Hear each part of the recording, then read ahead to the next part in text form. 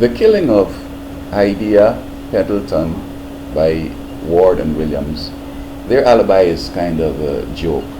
I think that they're con men and they're some significant criminals, and I think that they should both get life in prison. In fact, I believe that we should reinvent the death penalty, make all of these crimes federal, and just execute these folks. People have said that there's no correlation between the decline in certain type of crimes, even in spite of the death penalty. Hello, we're getting rid of the people who are the problems. Look here in Puerto Rico, there's one guy who has run a drug cartel and he has killed about 5 people. Killed 5 people in different times. And the authorities know. Now, if he had been executed on the first, there would have been 4 people alive. So at least from that point of view, yeah, we would have made some progress. And he's claiming that he's mentally ill. So the federal government is saying, look, man, you run a cartel here for so long, you killed 5 people, you're not mentally ill, bro. So he's facing a death penalty, and I think these 2 guys should face the death penalty. Now they're alleging that this was a retaliation for some shooting in which one of them was wounded in the past, and the cops arrested the shooter, but he refused to cooperate and prosecute him.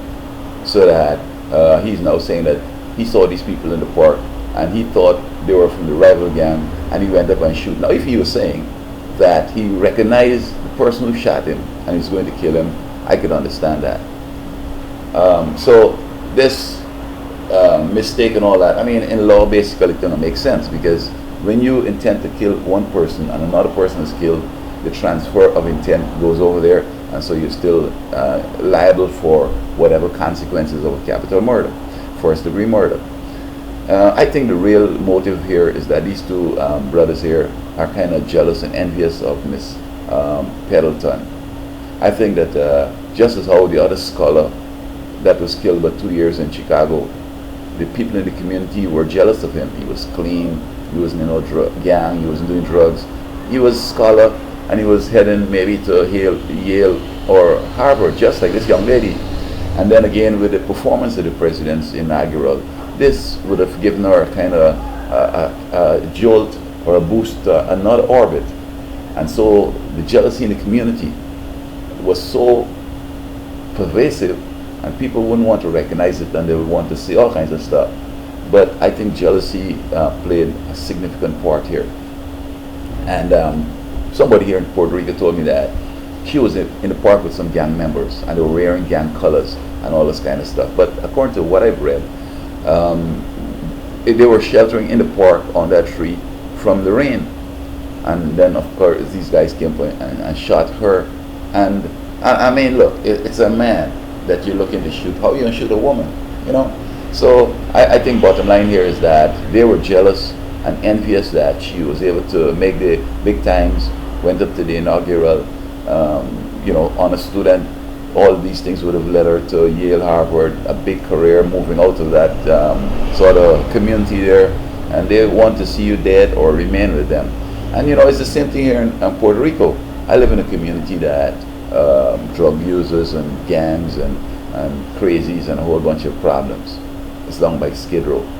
And when many of them hate me, and the only reason is that I am different. I'm not with them and the drugs, with the gangs, and whatever they're doing. I go in about what I need to do. When I was going to the university, one morning, I'm leaving here about 6:30, going out walking on the grave, and 3 fellas stand up drinking a beer early in the morning in front of a bar that was open almost all night and closed in the morning. And they threw this beer can and hit me in my foot. So I went back. I said, "Bro, what did I do, you man? Why you throw this thing at me, man? Why you hit me like that?" Well, they were looking for a fight. 3 of them.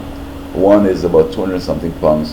I mean, there's no way I could fight with these guys, nor do I want to fight with anybody. So this is what happens in these communities, in black communities, in poor communities.